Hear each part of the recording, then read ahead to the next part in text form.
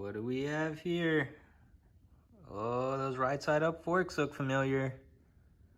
The crusty, rusty header looks familiar. It's the XR600. Yeah, I sold this thing for a little while. Well, I think I sold it for maybe a year and a half. I didn't have it, but I decided to buy it back. So it's in need of some love, as it was the day I sold it, actually.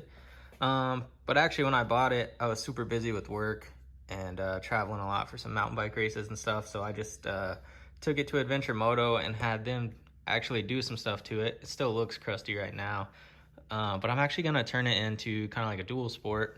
I'll still race like some vintage races on it and stuff. But yeah, so they put the lights on it for me. They did chain and sprockets because I think it still had the original ones from '95.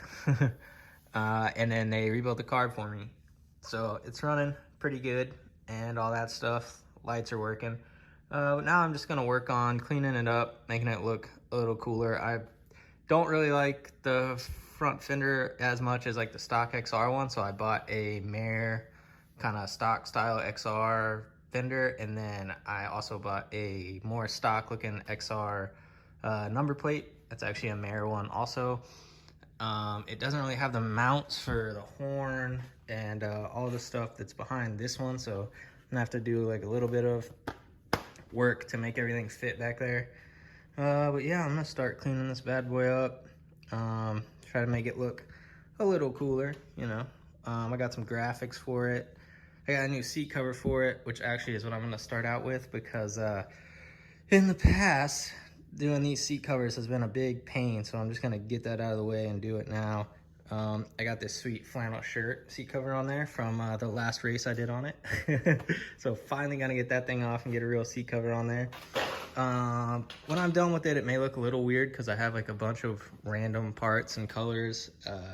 The seat cover I bought on it is actually like a tan and black seat cover because I was kind of thinking about making this thing like black and making it look kind of like a more of a street style like dual sport deal, and then I backed out of that, so I already have the tan seat cover for that idea. So I'm gonna have kind of like an old school stock XR look with this weird tan seat cover, so it may look super goofy, but I'm gonna go for it, see how it looks.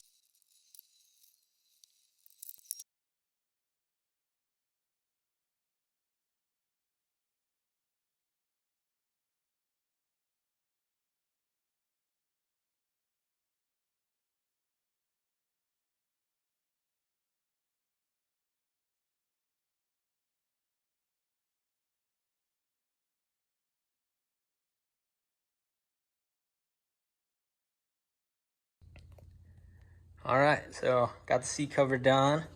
Like I said, kind of a weird color because I was thinking about making the whole bike black. Kind of glad I didn't now, but seat's probably either you hate it or you kind of like it. I like it because I like weird stuff. But one thing I will say, if you're looking to do the seat cover on your XR, just go ahead and spend the money and buy a good seat cover. Because I have bought cheap like eBay ones in the past, and they were near impossible for me to get on well.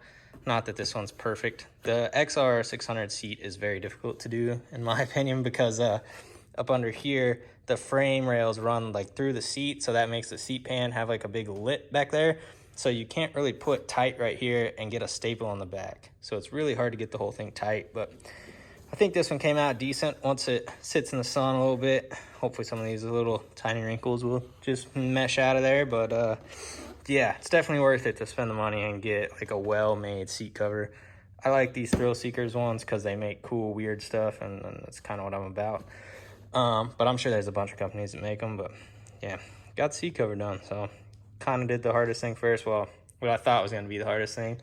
Now that I'm looking at this number plate light scenario, I think switching and getting everything mounted to the new one I bought may actually be quite a challenge, but gonna give it a go.